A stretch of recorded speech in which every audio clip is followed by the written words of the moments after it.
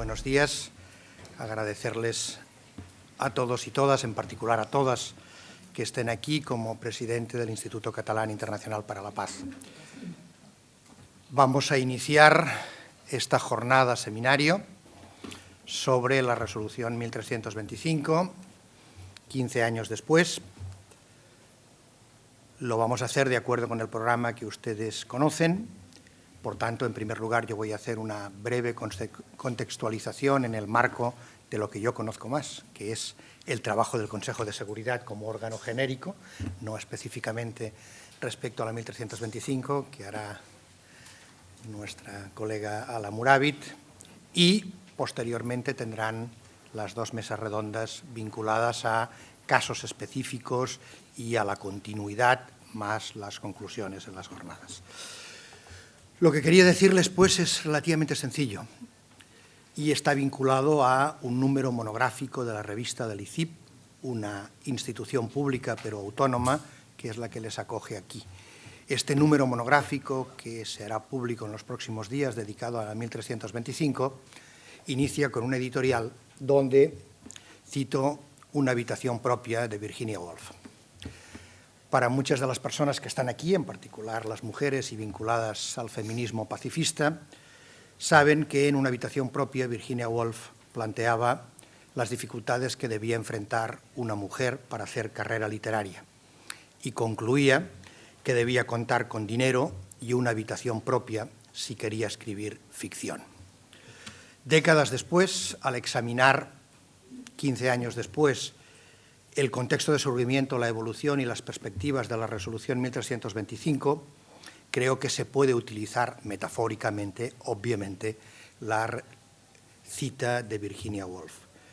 La resolución reconoció la necesidad de crear una habitación propia, pero 15 años después, por anticipar a lo que tal vez sean las conclusiones del seminario, lo cierto es que en el mundo hipermasculino y restringido de la seguridad en Naciones Unidas, pese a que las resoluciones del Consejo de Seguridad sean de obligado cumplimiento, según el artículo 25 de la Carta de Naciones Unidas, lo cierto es que, como verán en algunos de los documentos que están en la carpeta, en particular el informe que elaboró María Villellas, la habitación propia sigue siendo inexistente, un proyecto con comunicación difusa con el resto de cámaras y habitaciones de la comunidad internacional y con recursos no suficientes.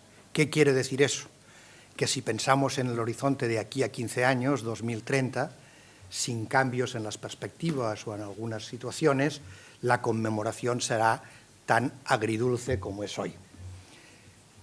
Importancia de la resolución, trabajo hecho, interés, perspectivas, pero tanto en lo nacional como en lo regional como en lo internacional, mucho por avanzar. En este sentido, lo que yo quisiera comentar son tres cosas brevemente. Para llegar a una conclusión, necesitamos seguir trabajando como se ha hecho, pero un cambio de enfoque.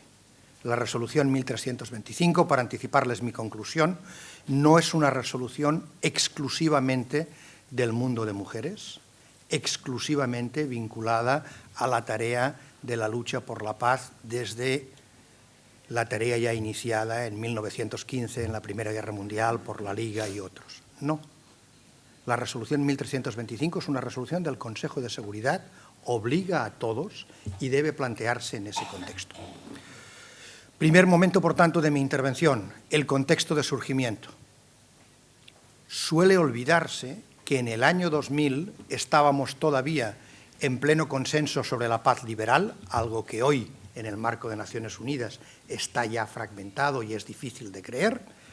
Estábamos en un contexto en que la seguridad había cambiado, se entendía como un proceso multidimensional, donde los retos, los peligros, las amenazas no eran los propios de la seguridad nacional y de la Guerra Fría, sino que eran contextos en que los retos y peligros se tenían que ver sobre todo con el papel de los civiles, con la hiperpresencia de conflictos armados de naturaleza interna y no interestatal, con el sufrimiento de civiles y en particular de mujeres, niños y niñas en los contextos armados y con un contexto también especialmente importante hoy en día.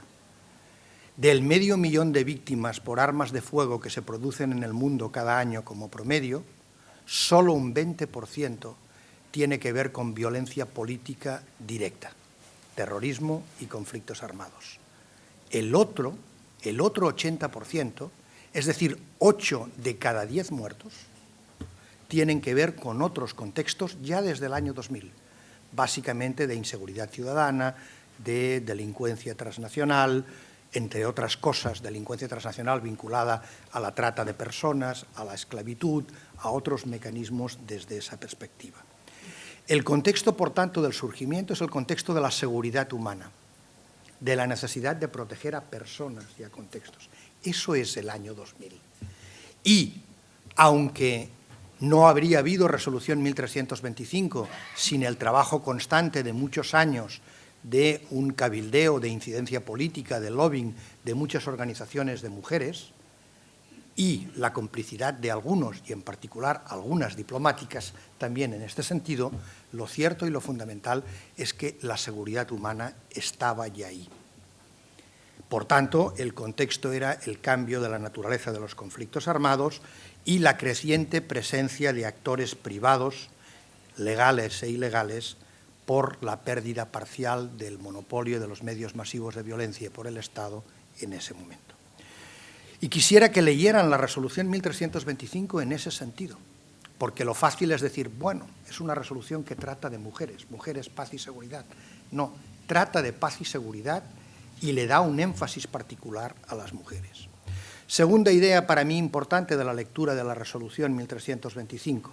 Si uno ve la estructura profunda de la resolución, aparte de los 4 pilares obvios de que se habla, participación, protección, prevención, ayuda o auxilio y reconstrucción, lo importante es de lo que se está hablando básicamente en un órgano especializado en paz y seguridad, es del hecho de que en el contexto de un programa de paz, un suplemento a un programa de paz, el informe Brahimi sobre operaciones de paz, todo eso antes de la resolución, lo que nos está diciendo es que la seguridad debe abordarse desde perspectivas y enfoques diferentes, porque las experiencias vitales de seguridad son diferentes en varones y en mujeres, y que si no se tiene en cuenta la perspectiva de las mujeres, no solo hay una negación, un fracaso de derechos, porque se excluye a algo más del 50% de la población,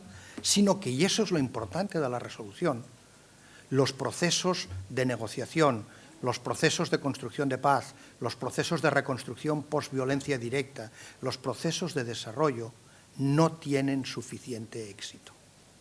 Lo que está diciendo la resolución, por tanto, es que la importancia de la inclusión de las mujeres no es solo y per se por la discriminación secular de las mujeres en terrenos internacionales, sino también porque es bueno como perspectiva de inclusión para el conjunto de la humanidad y de los problemas de la comunidad internacional. Lo que se está diciendo desde esa perspectiva, por tanto, es que una perspectiva incluyente de la seguridad garantiza mejores resultados de seguridad para todos y todas, no solo para todas, en problemas de desarme, de desmovilización, de reintegración, en mecanismos hasta ahora muy ajenos a la tarea de las mujeres, como la reforma del sector de seguridad, básicamente militar y muy masculinizada, o otro tipo de elementos. Y lo que han demostrado, y con eso concluyo el segundo momento de mi intervención, los informes y las reuniones de los últimos 15 años, es justamente que ese informe incluyente tiene un valor crucial de buen desempeño general y de mejores y más persistentes resultados para la seguridad. Por tanto, la petición de habitación propia es una petición en la que mejorará el conjunto del edificio de la humanidad. El último comentario que quería hacer, antes ya de pasar la palabra a Eulalia para que presente a Alaa Murabit y que escuchemos lo importante, que es su intervención inaugural, es que la evolución reciente de la 1325 nos da también algunas ideas de perspectivas futuras. Ya hace 5 años, en ocasión del seminario internacional que realizó el Instituto para la Paz de Estados Unidos, se planteó con claridad que ya hace 5 años el impacto de la 1325 se notaba en 4 elementos del marco internacional. 1, evolución del derecho internacional, y la hay. 2, por supuesto, empoderamiento de las mujeres. 3, evolución de las Fuerzas Armadas, aunque eso genera el debate con el antimilitarismo, la escasa pero mayor presencia en 15 años de la mujer en las Fuerzas Armadas y en las operaciones de paz de Naciones Unidas, de acuerdo con el último informe, el aparecido en el mes de octubre, y liderado, coordinado por ONU Mujer, digamos, a ese respecto. Y, por último, en cuanto a la seguridad internacional. Desde esa perspectiva, las diversas resoluciones aprobadas en el 2008, 2009, 2010, la recién aprobada ahora, digamos, en ese contexto, nos marcan cosas. Pero, sin embargo, quiero añadir un elemento de preocupación. Hace 15 años no se había producido la securitización de nuevo de la seguridad que marcó el 11 de septiembre del 2001. Y, en mi opinión, hay algunos elementos preocupantes en la última resolución a ese respecto y que me consta que fueron discutidos seriamente sobre esa perspectiva porque vuelven a tener una concepción muy restringida de la seguridad y no propia de la seguridad humana. Uno lo puede entender intelectualmente por el contexto y por la preocupación sobre la lucha contra ciertas formas de terrorismo supuestamente ligadas, no realmente, a legitimaciones islamistas, aunque es una mala expresión. Desde esa perspectiva, yo creo que vale la pena volver a leer esa resolución y plantearnos, por último, las perspectivas futuras. Y con eso concluyo. Como verán en una de las sesiones de este seminario, hay que establecer nuevos horizontes en el trabajo de la 1325. La perspectiva del trabajo de masculinidades, que sí que se va a trabajar esta tarde, o otros elementos. Pero la idea de fondo que les dejo es esa. No dejemos que reduzcan la resolución 1325 a una eventual concesión a la tarea de incidencia política de las mujeres en el Consejo de Seguridad. No, es una resolución plenamente coherente con el trabajo del Consejo de Seguridad, presionado por los cambios de contexto y por otros actores nacionales desde 1900, desde el fin de la Guerra Fría hasta el presente. Y así hay que trabajarlo, y así hay que recordarlo. Es cierto que el horizonte de resoluciones que no se cumplen del Consejo de Seguridad es alto, pero también habría que recordar en ese sentido la 1325 desde esa perspectiva, porque el enfoque de la 1325 es el único que puede asegurar que la seguridad humana vuelva a estar en la raíz. Como solía decir una de las primeras defensoras de la visión femenina desde la diplomacia oficial, Alba Myrdal, Premio Nobel de la Paz y alta defensora de los temas de desarme, hay que recordar que en los temas de seguridad lo importante es la radicalidad. Y radical, a veces nos olvidamos, en la etimología latina significa ir a las raíces. Por tanto, lo que les sugiero es que volvamos a las raíces de la 1325 y, por tanto, desde esa perspectiva, gracias por estar aquí y gracias por acompañarnos en esta jornada.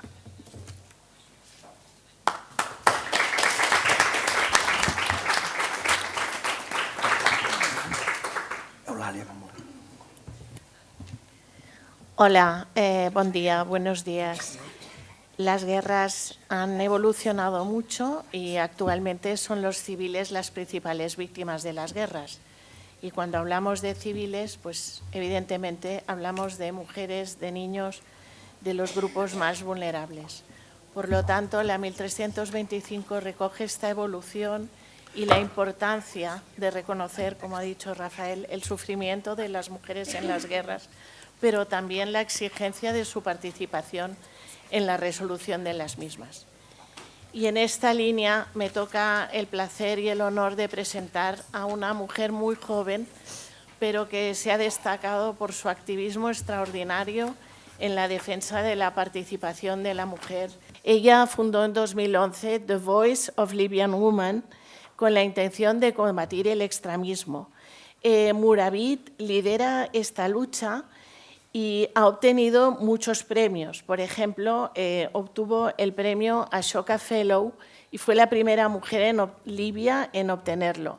También ha sido nombrada una de las mujeres menores de 25 años a la que seguir por Newsweek y por la BBC.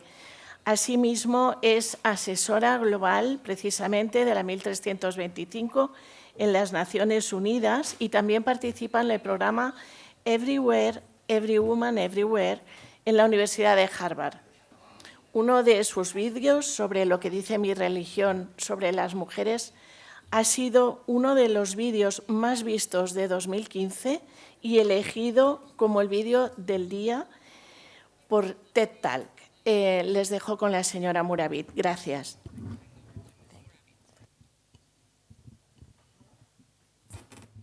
Hello? Okay. So first, thank you so much for having me. And I completely agree with what... So yes, it's been a lifelong dream of mine to learn Spanish and Catalan, and arriving in the airport last night, I recognized it more than ever that I genuinely need to start learning. Because I've been saying this for 10 years. I've been saying I will learn, and I'm unfortunately very far behind. But I plan on taking advantage of everyone here to teach me at least one word. So by the time I leave, I can put maybe a sentence together. So first, I'm extremely honored and excited to be here and very thankful for the privilege to address you all. 2015 is no doubt a historic year for women. 15 years ago this October, Resolution 1325, which we've been referring to as Women, Peace and Security, was adopted. And since then, significant strides have been made, at least on a global scale, to ensure the increased participation, representation, leadership, and importantly, protection of women globally. Now, 1325 was passed from, as Raphael so wonderfully said, a human history of ignoring women, of treating them as either victims or spoils of war, or collateral damage in many cases. And it was a unanimous declaration and recognition that without women, peace was essentially impossible. That meant that without failure, women had to be part and parcel of any conflict resolution or peace talk. So this included having women at the table. This included services specifically catering to the specific vulnerabilities that women face in conflict, at the very minimum. Now, where was I during this historic moment? Unlike Ruth, I was not campaigning outside the UN on the lawn. I was 10 years old. So, yes.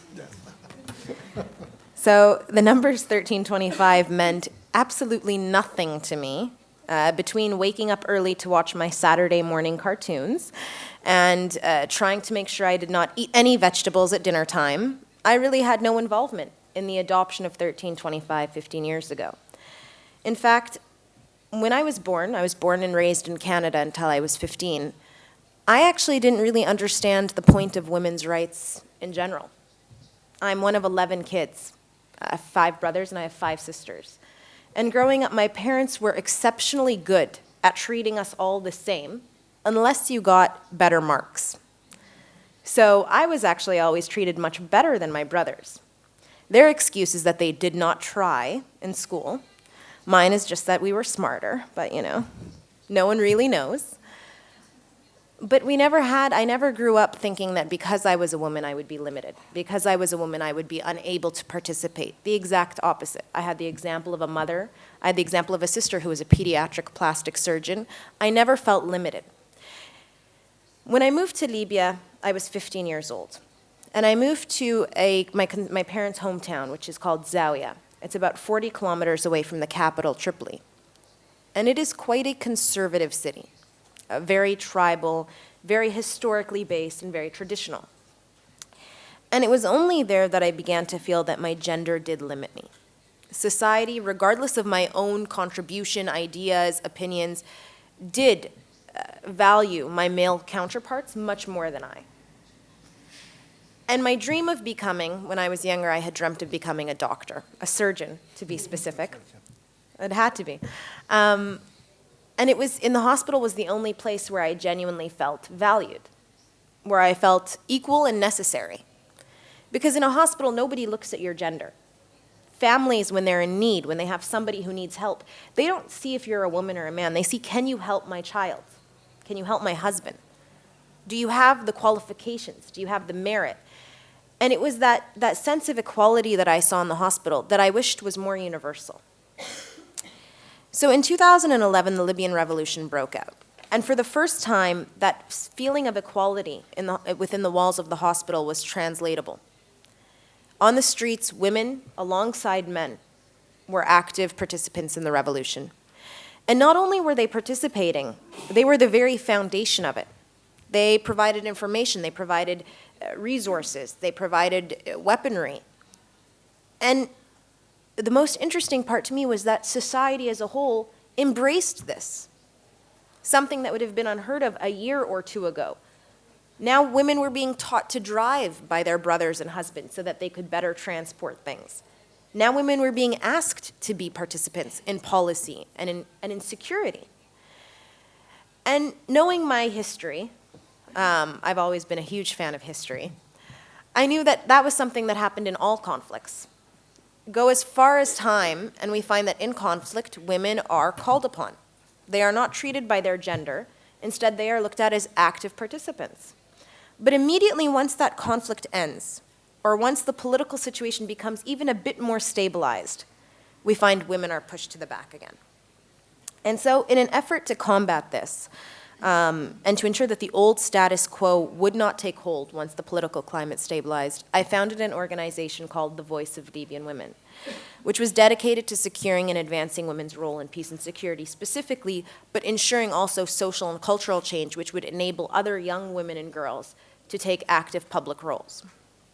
So as early as our very first campaign, the Libyan Women's Charter, in 2011, only 2 weeks after liberation, we spoke with thousands of women. Now, the rest of the world was still extremely euphoric.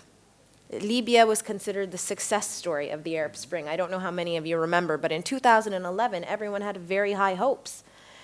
And it was women. While everybody else was vying for power and property and land and money, it was women who were sitting at tables saying, we will go down a very dangerous path. We need to do something. This is going to be, if we don't focus on transitional justice, if we don't focus on reconciliation, if we don't get more young men and young women at the table, we're going to be in a very big problem. People are beginning to feel like they're being ignored. People from the old regime are beginning to feel like they're being persecuted. So women from the very beginning were very clearly and very intelligently stating what needed to be done in Libya, as early as 2011. And of course, unfortunately, as history has shown, they were ignored. It was only a few months later that they were the first people to notice the rising signs of extremism. I myself remember as early as January of 2012 feeling less safe driving in the evening. Within months, other women were reflecting that. Schools, there was calls on schools to become segregated. There was calls on girls not to be allowed to study university. And it was women who were saying this. While everyone else was excited about the prospect of a free Libya, women were the ones who were collectively working to ensure that it could happen for everyone. So almost overnight, the dreams and aspirations I had for my own medical career had been put on indefinite hold. I traded in my prescriptions and diagnostics for international campaigns to address domestic violence specifically and transitional justice, security.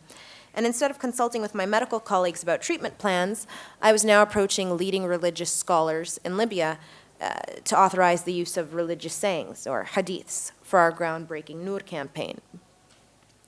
Little did I know that the very grueling world of medicine was exceptionally similar to the world of women's rights. My inner scientist took joy in researching all the attempts and all the ideas and all the efforts that came before my own. And of them, Resolution 1325 struck me the most. It became our greatest weapon as we fought for women's inclusion in Libya. Over the course of the next 3 years, we addressed kind of the intricacies of our highly valued social norms and how they impacted women's security. Now, Libya is not unique. In conflict and post-conflict countries around the world, women are seen as less threatening politically and economically, and they garner more societal trust than their male counterparts. In times of conflict, when communities tend to be very cautious of men who seem that like they want power and they want money, it's women who can come into the community and bridge the gaps. It's women who are more likely to compromise. Historically speaking, it's been women who have led to greater peace deals. Now, the importance of including women seems to be a glaringly obvious strategy to the rest of the world. As recent events have made clear, violent extremist organizations not only recognize women's strategy and agency, but they're more effective at speaking to them and with them. They leverage the women's strengths in their communities to strengthen their own power and influence. And for this reason, women are heavily recruited into these extremist organizations, employed as essential tools in their grand schemes of radical social change, to the detriment of global security. Rather than ensuring the active participation of women at peace tables, talks are conducted with those who are most harmful to communities. From my own experience in Libya, I know the only requirement for admission to the peace table is a gun, something I unfortunately have never owned. The message that this sends, that only men, and particularly armed men, should take part in peace processes, defies both logic and evidence. A study by the Graduate Institute of Geneva of 40 peace processes between 1990 and 2013 found that, far from weakening or complicating efforts, female involvement made it much likelier that a peace agreement benefiting both men and women would actually be reached. And statistically speaking, the inclusion of women meant that peace processes were over 35% more likely to last more than 5 years. Yet resistance persists. From 1992 to 2011, less than 4% of participants in peace agreements and 10% of negotiators at tables were women. Now, I'm sure we've all seen the picture of the Syrian peace talks. The internet has called it a manel, which is a panel of only men. Yeah, so the irony of this in a month where the same countries were collected in New York less than 2 weeks ago to talk about how important women's participation is really struck me when I saw that picture, and it reminded me why this conversation exists in the first place. Now, that's not to say that the past 15 years have not been without progress. The United Nations peacekeeping missions and mediation teams now include more female staff and gender experts. More than 50 countries now have formal national action plans to implement women, peace, and security agendas. From Rwanda to Afghanistan, women have entered parliaments in record numbers, and some progressive donors even earmark some of their resources to specifically address women, peace, and security. But at the same time, my experience in Libya rings globally true. The actual impact on the lives of women and girls on the ground is extremely minimal. And regardless of how many resolutions we put out, how much paperwork we put out, we do not have the structural capacity to be translating this into action on the ground. And we are not supporting the organizations which can.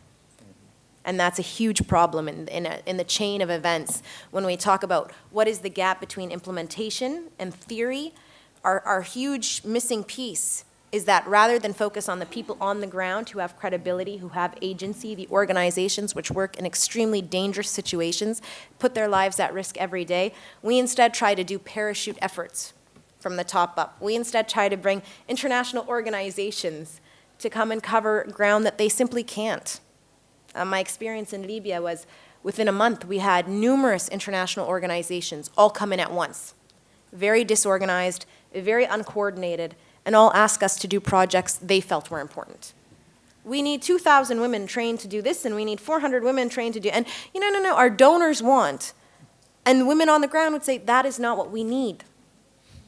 So when we talk about the huge gap in implementation, why we are not getting the record numbers that we need to be getting, why we're not getting any numbers that we need to be getting on women's inclusion, it's because we are not working with the people who know the context the best and who can address it the best, and we're definitely not resourcing them. There are millions of dollars this year alone being put into things like countering violent extremism or women, peace, and security. And how much of that will trickle down? A pathetically small amount. How much of the money to counter violent extremism will actually go to women? 90% of women in Libya are teachers. That is where money needs to go. into schools, into areas where communities are already organized and where there's already credible trust, to build campaigns and projects where we can actually address people in places that they feel comfortable. And yet, unfortunately, the vast majority of that women will go to be training a few participants, a few military, rather than addressing the very, as he said, radical root problems that we have in peace and security. So, collectively, the international aid still falls short of what is needed, and the majority of national action plans have no budget or effective means to track progress. I actually joke sometimes that a lot of countries can get away with saying that they're progressive on women, peace, and security because they say, we're drafting a national action plan. What are you going to do with it? We're drafting it. And 10 years later, we're looking for the resources. So they're always working on women, peace, and security. You just never see it. Female participation in the prevention or resolution of conflicts is still seen largely as either a complication or a luxury. And while the women, peace, and security agenda has gained real global recognition politically over the past 15 years, our action on the ground does not reflect our commitments on paper. We simply pay lip service to the importance of women's participation without creating the actual necessary capacity. What this means is we need a radical shift in mindset and policy. It means the promotion of conflict prevention, rather than the adoption of overly militarized Band-Aid responses, which simply do not work.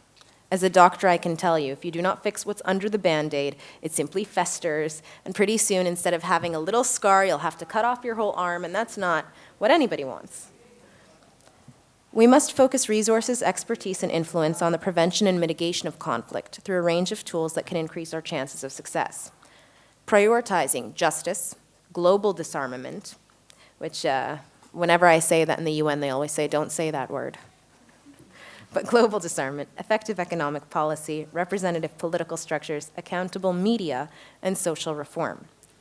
The participation of women is critical in the prevention of conflict. Women have been engaging in unofficial prevention practices in their communities for centuries. So it's time that we recognize and incorporate that into official early warning systems and programs. We must institutionalize the involvement of women. It has to become a non-negotiable factor in peace and security. By partnering with women locally in the planning and implementation, we create responsive and effective service delivery models which are socially and culturally embraced. Before this conference this morning, we had actually been talking about the excuse of culture. All the time I hear, well, we can't include women. It's not culturally or traditionally acceptable here. And it struck me as interesting because following the revolution in Libya, and even now in the midst of conflict, we'll have organizations which come in for business deals usually, and they'll sit on the floor. They'll have meetings at 2 a.m. if they have to. They'll wake up early, they'll drive 200 kilometers to meet an elder in a small village if it means signing a multi-million-dollar deal. They will break every cultural barrier to get it done. But then we say, well, we need women at the table. Oh, no, that's not culturally acceptable. So suddenly, that's the limiting factor. What this means is that we need to create mechanisms which address urgent crises as well. Now, I know that you have all felt the effects of the crises in this region, at least, as have we in Libya. And so we recognize that emergencies are not gender neutral. Crises disproportionately affect women and girls and expose them to unique vulnerabilities, and most importantly, change the gender dynamics between men and women in their own communities, right? Women in crises are assaulted, they're exploited and abused for personal and economic gain, they're forced to flee their homes, marry young, and even to convert religiously. Women's rights activists in particular are hunted and threatened simply for voicing their opinions and demanding change in many of the communities we work in. So while we can continue to pay lip service to women's rights, we must recognize that the only way anything will get done on the ground is if we support those who every day leave their homes and actively try to change the status quo.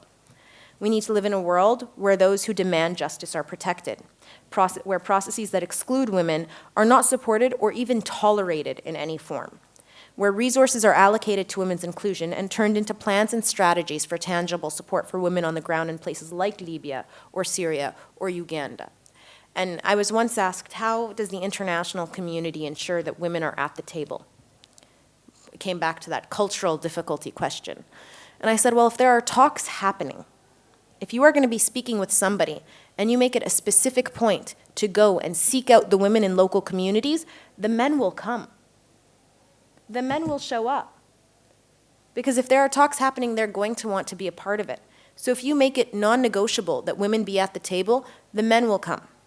If the international community makes a show of going into local small municipalities and saying, where are the women? The men will bring their own. And if the international community brings women themselves, you cannot have a room full of suits asking local counterparts, where are your women? In Libya it happened, and the Libyan colleague said, well, where are yours? There is no doubt that Resolution 1325 was a tipping point for the global community and the women, peace, and security agenda. It opened doors and it shifted the political discourse. I was only 10 years old when it was adopted. I did not recognize its groundbreaking nature. I had no idea what the numbers meant. And yet it has proven extremely relevant to me 15 years later. It has shaped the way I work daily. It has allowed for me to enter rooms which I could not have been allowed to enter before. So I recognize the importance of having an internationally recognized document. But it's just not enough anymore. It is not enough.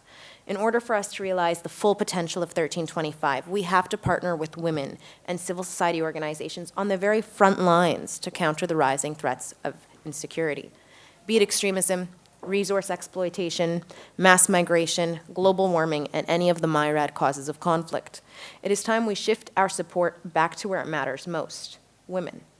Anything less is not only at the cost of equality, it comes at the cost of international peace as well. Thank you.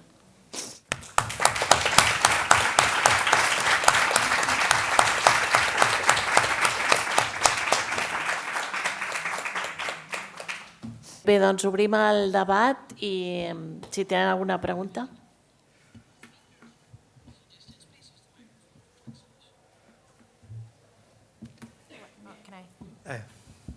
One quick disclaimer. Only easy questions. Huh? Only easy questions. Okay. It's still early in the morning. We all just had our coffee. Quería preguntar sobre la cuestión del extremismo violento. Me interesa especialmente su opinión, puesto que el país en el que vive y la región están muy afectadas por esta cuestión. Durante todo el debate a lo largo de la celebración de todos los acontecimientos del 15 aniversario de la resolución 1325, la revisión de alto nivel, la presentación del informe de Radhika Kumaraswamy, ha habido una tensión entre la opinión y la posición de la sociedad civil, preocupada por la utilización que puede hacerse internacionalmente del discurso sobre la violencia extremista y la lucha contra el terrorismo para fortalecer políticas militaristas que nada tienen que ver con la seguridad de las mujeres, y por otro lado los gobiernos defendiendo que en esta política contra el extremismo violento hay que integrar la perspectiva de género y hay que integrar a las mujeres. Y me gustaría saber cómo se vive ese debate, esa tensión entre estas dos posturas en una zona en la que las mujeres diariamente viven las consecuencias del extremismo violento, pero también las consecuencias de las políticas globales antiterroristas. Y igual no es una pregunta fácil y no tiene una respuesta, simplemente una reflexión sobre cuál es su posición al respecto. Gracias.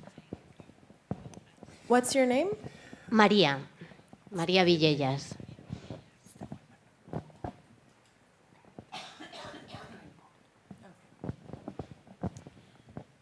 So when I said easy questions, I think you misunderstood me. I'm sorry. It's fine, it's fine. I'll let this one slip. So it's interesting. My organization actually works very heavily on countering, which I like to call preventing violent extremism, because I think countering in and of itself is a very militarized term. The only way to counter something violent is with violence, unfortunately. So I think that's significant of who was at the table when that term was coined. And we've been working on it actually in for the past 5 years. And our project has now been replicated in 24 countries, which is called the Noor campaign. And the Noor campaign takes religious sayings, disseminates them, and creates educational information about them. So, for example, the hadiths, which are the sayings of the Prophet, or verses from the Holy Book, the Quran, which are utilized by extremist organizations to entice people into extremism, we then use and we show the true meaning, or alternative meanings, if you would like, to communities. Now, and we do this through a myriad of mediums. So first, we start with media, through commercials and radio, particularly because of its influence in the region, billboards, and then we actually go into schools because we recognize that that is a collection where people are. It's easier to go to a school and get access to 2,000 young men than to try to go and find each of them in their homes. It's a place where you can have different conversations without feeling the threat of environmental factors or their local family or anything like that. So it opens up the conversation a lot. And that has been replicated. Now, with this new resolution, there is an overly militarized tone to women's participation in countering violent extremism. And it was something that Ruth, and a fellow member of the advisory board, and I had been talking about earlier today, which does worry me personally. Because it tends to afford itself more to the use of women as weapons of war rather than the protection and participation of women to ensure peace. And I do think because of the amount of money and interest in countering violent extremism, that was why it was drawn on. And I recognize that a lot of women's rights organizations are not necessarily happy, but are okay with this because they feel as though it brings more attention and more kind of recognition of women's roles. But it does worry me where the global agenda will take it, without a doubt. That being said, I also believe that it would be impossible to truly address violent extremism without the participation of women. And I believe now that we have been given this unfortunately very stringent view of women's participation in violent extremism, it's up to women's rights organizations, particularly those in the region, and that includes Spain because of how heavily affected it is by this, but women's rights organizations and peace think tanks to really take the view, the definition they've been given and say, no, this is the way women will participate. This is what we're going to do. Because there is a lot of, the space has been opened for women's voices in countering violent extremism, and there have been resources put into it. And it's up to us to say, we do not want to talk about simply training military. We also want to talk about how we're going to address the root causes. If you're going to ask to put 15% to training military, then give us 40%. To addressing the educational barriers, to addressing the societal structures. And I think that that's extremely important. But I'm very much on the middle of it because I do think it's wonderful to have international recognition of women's voices and roles. I think it's very, very dangerous for us to limit them simply as military machines. But 15 years ago, they were seen only as victims. So, I mean, hopefully we're slowly moving up. I really don't know. But that was a wonderfully difficult question. Thank you for that. Bueno, hola, buenos días y muchas gracias también por la ponencia que ha sido muy, muy interesante. Yo quería aprovechar la oportunidad de tu conocimiento de la experiencia del caso de Libia para saber cuál es tu valoración de cómo ha sido la implicación de las mujeres en el proceso más actual de búsqueda de una solución política con intervención de Naciones Unidas y hasta qué punto este proceso también refleja las paradojas de lo que supone la garantía, o se suponen las ciertas garantías, bien digo, del marco internacional versus los gaps que encontramos en la práctica en términos de una participación real y efectiva de las mujeres en este proceso. Muchas gracias. Mi nombre es Pamela. I feel like we're going to have to redefine easy for the audience. We're going to go back. That's a wonderful question. Thank you so much, Pamela. I personally have a very... The UN says I'm very blunt in my opinions. And this is one in which I have been very vocal. The current situation in Libya, particularly the attempt at finding a political solution, has been, in my opinion, very pathetic. There has been no interest in ensuring the active participation of women. The exact opposite. Local counterparts have said we would prefer women aren't there, and the UN has said, okay. then women won't be there. And to me, it's so interesting because the UN has the ability to leverage over 200 countries. It has the ability to leverage influence and policy. It has the ability to leverage economic sanctions. It has the ability to leverage quite a few things. And yet, when local militias say, we don't want women there, we don't want people from this city there, we don't want minorities there, the UN, in all its recognized and institutionalized power, says, okay, well, as long as you're at the table. And that's not how we should be doing it. We should not be catering to a bunch of men with guns. I'm sorry, but it's the idea that that is what we're doing to get them at the table. Yes, they need to be at the table. They have the guns, but so does everybody else. Because the problem is that a lot of these militias are not in their local communities. They're based on military camps 20 to 30 kilometers away. And they sign a peace agreement that the local community first doesn't know about, but second doesn't recognize, because the local community has its own animosities. And so once this is signed and money is given, because that's what a peace talk is, right? It's a bunch of bad guys with guns who have killed other people forgiving other bad guys. Like, oh, okay, and agreeing to get a certain sum of money or certain positive outcomes to put their guns down. But it doesn't recognize that while these bad guys were fighting, there was a lot of damage done to local communities, and they might not be ready to have a conversation about peace unless you want to have a conversation about transitional justice and reconciliation and what exactly is going to happen to perpetrators, and unless you have a system of law and order, right? And so that's been a huge gap in Libya. We've been having talks out of Libya with people who are not representative of the local communities, do not speak for the local communities, and are not trusted by the local communities. And that's where the involvement of women is so important, because while all the men are fighting, women are the ones who are making sure the lights stay on. They're the ones teaching the students. They're the ones that have this credibility in their local communities, that when they take to a peace table and they say, you know what, this is what my local community needs for it to be okay for us to put down our guns, they go back to the local community, and the local community looks at them with a sense of trust and respect, because this is a person who they do not see as having ulterior motives. This is a person who has not made any money off of the conflict. And so that's your major issue. The second thing with peace talks is usually, in my opinion, and particularly in Libya, everybody sitting around the table doesn't really want peace. If you're making $5 million a day because you have control of the major highway, why on earth would you sign a peace deal?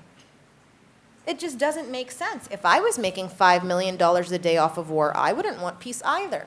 And what, go back to my small mom and pop shop where I make less than $1,000 a month? Why? Why? I have prestige, I have power, I have control. The only people that would want change are the ones who are most vulnerable, are the people who sit at home without electricity for 21 hours a day, are the people who worry if their kids will come home safe, are the people who have bombs and guns coming into their schools as they're teaching 5- and 6-year-old students. Those are the people who want peace. And when you can get them at the table, then you'll have a realistic conversation. But unfortunately, in Libya, the United Nations and Libyan counterparts, I give equal blame to both sides, to be honest, although a bit more to the UN, because they've been doing this for God knows how many years and still seem to be getting it wrong, but has been dismal on both sides. There's been no recognition of having the people who need to be at the table there, and peace talks continue to fail because people start missing the amount of money they were making, and the international community says, well, what went wrong? You didn't have women. You didn't have the people who want peace the most, who have the least to gain from war. And until you get those people at the table, you will continue to have conflict. You will continue to have people who manipulate media. You will continue to have people who manipulate local communities. You will continue to have people who prey on the most basic fears of their local communities because it makes them money and it makes them powerful. And unfortunately, I personally don't see the current solution happening with the UN in Libya. I just don't. Not unless it changes. I hope nobody from the UN in Libya is here. If so, we can talk later. Buenos días, yo soy Virginia. Muchas gracias por venir hoy aquí. Me ha encantado su intervención. Mi pregunta era en relación a Naciones Unidas. Tiene muchos defectos, es un dinosaurio, pero la necesitamos. Entonces, mi pregunta es un poco personal, era ¿cómo se siente usted siendo tan joven, siendo mujer, con tanta energía, siendo tan directa y tan clara, frente a un dinosaurio tan grande. Hay posibilidades también de cambiar este dinosaurio y hacerlo útil. Gracias. Okay, so easy means.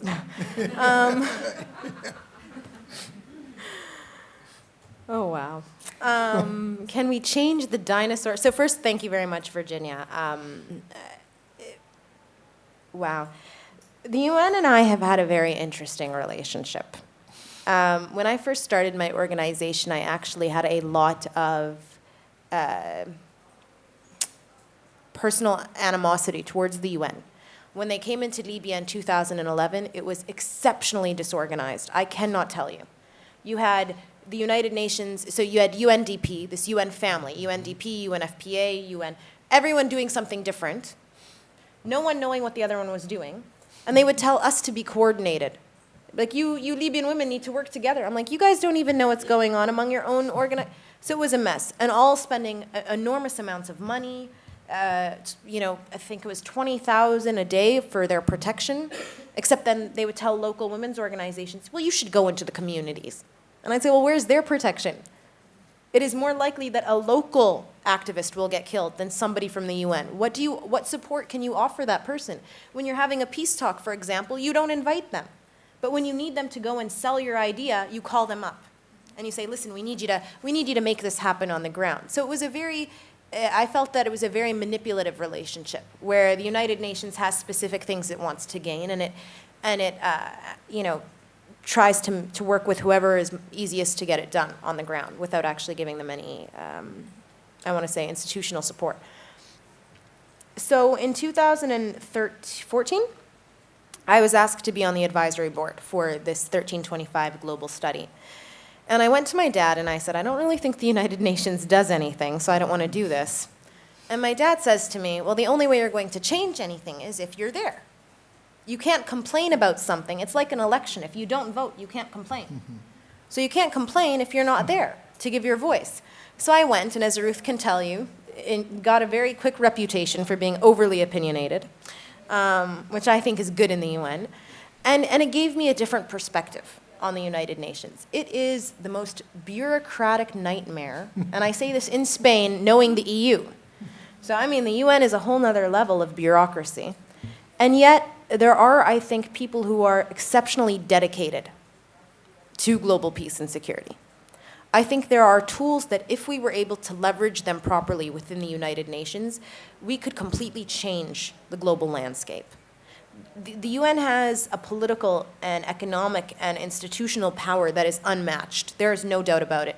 My problem is with the execution. So the structure exists and structurally needs to change because it hasn't. I mean, the UN has not changed in decades. And in a very quickly changing world, that's one of the reasons it's so far behind.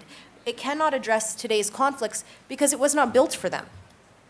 It wasn't built for them. And the nature of war and peace has changed so much since the 1940s, since the 1960s, since the 1980s. It has. Our global dynamics, it's all completely different. And we need to recognize that in order to address today's challenges, we need to reshape a UN for today. But I do think it has unmatched potential. I do. That might be because I am young and naive. I've met a lot of people who are older than me who say it'll never change, it's not possible, I don't know. But I do think that if we were to be able to have the influence of younger voices in particular, because I do think that they bring different perspectives, I think that they look at peace and security very differently than the people who have been occupying the space in the UN for the past 20, 30, 40, 50 years. But I do think new perspectives, and I think more international perspectives. The United Nations is dominated by people of a particular political and economic mindset.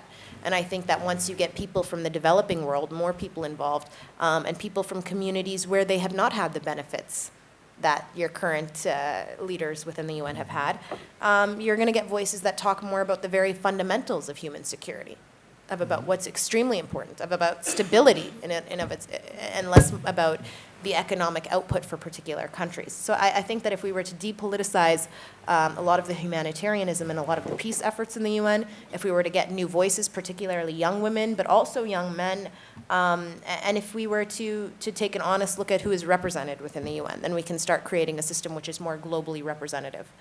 But I do think there's potential, no doubt. I come very hard on them, but I do think there's potential.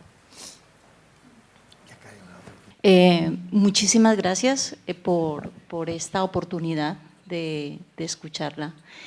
Hay una cosa que hoy lamento terriblemente y es no hablar inglés. Porque me encantaría sentarme horas y horas y horas con usted y podérmela llevar a mi casa y bueno, no sé. Me he transportado yo ahora tengo 52 años y me he transportado a cuando tenía 25 en Colombia. Yo trabajaba con las comunidades, con comunidades de mujeres, con comunidades campesinas, con comunidades indígenas. Y estoy totalmente de acuerdo con la gran mayoría de las cosas que ha expresado, pero sí que estoy absolutamente convencida, y me ha convencido mi vida y mi historia, de que gran parte de la responsabilidad, o sea, ir a la raíz de todo el problema de las mujeres, escuchar la experiencia de Libia es estar escuchando la experiencia de Colombia. No hay muchas diferencias. ¿Por qué? Porque la raíz del problema es un modelo social, es un modelo global, es el modelo económico, es el modelo patriarcal. Si queremos ir a la raíz, hay que cambiar eso.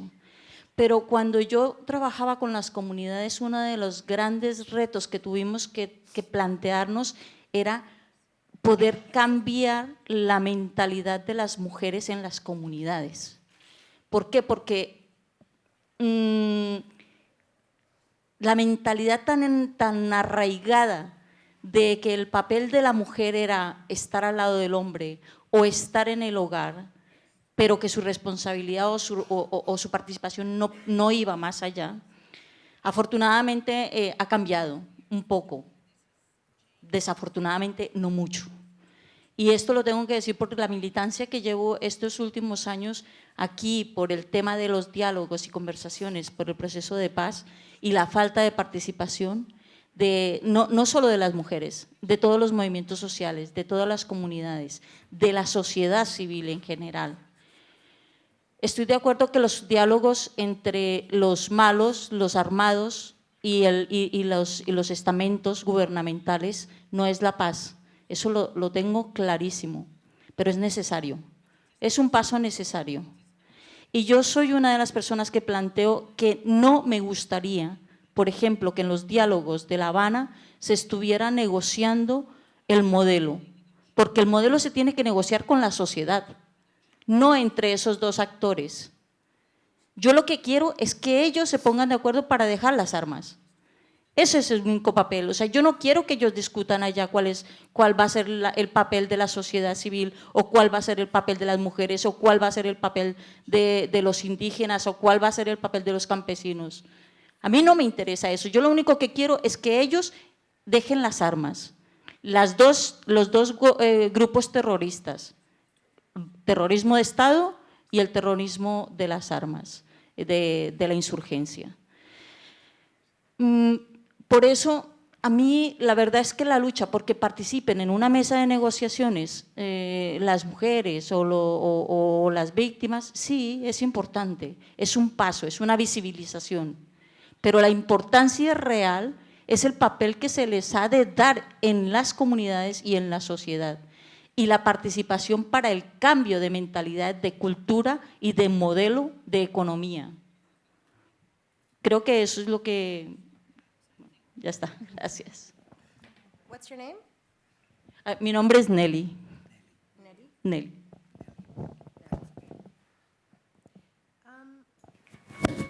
So first, I would love to be kidnapped by you. I'm completely okay with this. I will learn Spanish, and next time I come to Barcelona, this will be, we're done, it's happening, we have a date. So first, you said a word which, when I say it, people always, or you gave an idea of global disarmament, which is the idea of putting the weapons away. And I think I completely agree with you that we have a broken model There's no doubt about that. Globally, we have a broken model. It very heavily caters men, but also the economic importance of peace and security, right? So we find that war tends to make everybody a lot of money, even the countries which get involved in kind of diffusing conflict. But here's the problem. The reason I think that it is so important to have women physically at the table is because nobody is going to hear your opinion, Nellie, if you're not there to say it. So if women are not at the table, the only thing that they hear at the table is the current model. It becomes replicated. Everybody agrees because everybody benefits. And it's only once women are at the table that you can talk about those root problems. It is only once women are at the table in Libya that you can talk about the problems in the community. Because if they're not there, they continue to work on the model. And that's why it's lasted so long.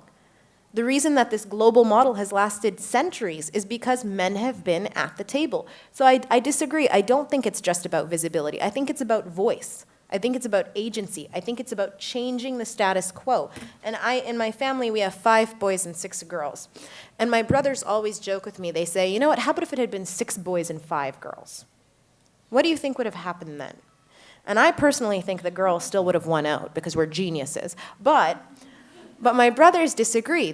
Even they in there recognize that within a small family unit, there is a significant importance to how many people you have at a table. Because it changes it.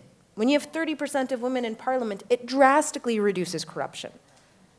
Numbers are important. And the scientist in me appreciates it so much. I like research. I like the statistics. I can hear a lot of sad stories about women in any country. And yes, it makes me feel, bad for the local community. But when people bring me numbers, it makes, for example, from a medical standpoint, it makes no sense to, let me give an example. To combat cancer without chemotherapy. It makes no sense in a lot of cases, right? If you can, you do. Because you have that option. It's more cost-effective, it's smarter, you'll actually survive, right? But for some reason, when it comes only to peace and security, we don't use the most practical, common-sense solution of including women, and we continue to work on this old model. Now, when it comes to changing the mentality, I've heard so many times, even in the most developed countries, from the most educated people, women and men, they're equal but different. We're looking for gender justice, not gender equality. All these little, and I think it's so funny because it says so much about our mentality. And the mentality is going to be so difficult to change, and I agree with you, and it's going to take generations. But I do think the very, very fundamental, the number one step to changing the mentality, even of other women. And in Libya, that was initially, that was the most difficult thing for me, was women who told me, this is not the way we do things.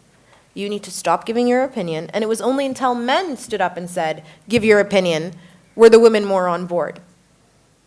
That was how impacting that mentality is. That's how important having those allies is. But it's until we change that mentality that we can have realistic conversations about global disarmament. It's not until we change that conversation that we can have honest conversations about peace and security. And I think in order to have those conversations, we need to be there. So I do think women at the table, I think the representation of women who recognize women's agency, and that's very important. And even of men who recognize women's agency. I wouldn't mind having Raphael at a peace talk. If he's going to sit there and say women are more important than men, I'm going to be like, yes, right? And that's what we need. We need to have those voices at the table. Sorry? Oh, I thought you were saying. You're agreeing with me, I know. Bé, muchas gracias a todos. Esta ha sido la última pregunta. Le doy de nuevo las gracias a la señora Murabit, no solo por la conferencia, sino por todas las respuestas que ha dado, que han sido extraordinariamente inteligentes, y me he quedado con varias frases que a mí me han impactado mucho, como en ciertos lugares uno de los diálogos es poner el arma sobre la mesa, y también ha sido muy iluminador todo lo que ha dicho sobre Naciones Unidas y la fe que ha demostrado en esta organización tan criticada.